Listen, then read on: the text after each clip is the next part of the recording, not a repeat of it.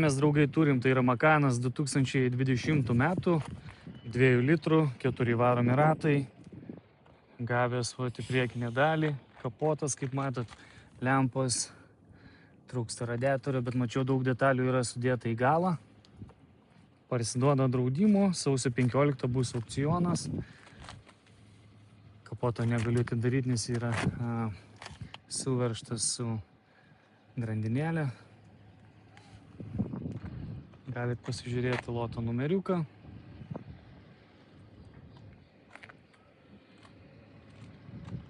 Šiaip jisai kūrėsi ir važiuoja, yra užvesto variklio video aukciono svetainėje.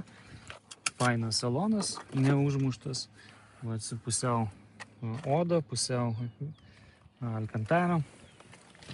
O jisai turi 74 000 mylių. Čia viskas labai tvarkinga.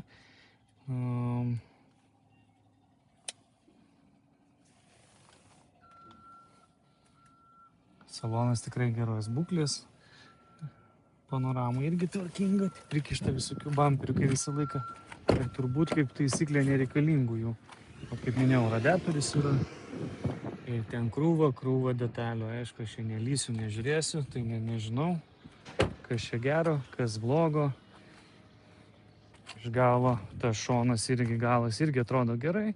Šitas šonas irgi tvarkingas. Čia detalių krūva, kiek tik nori.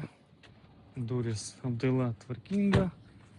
Priekis irgi tvarkingas.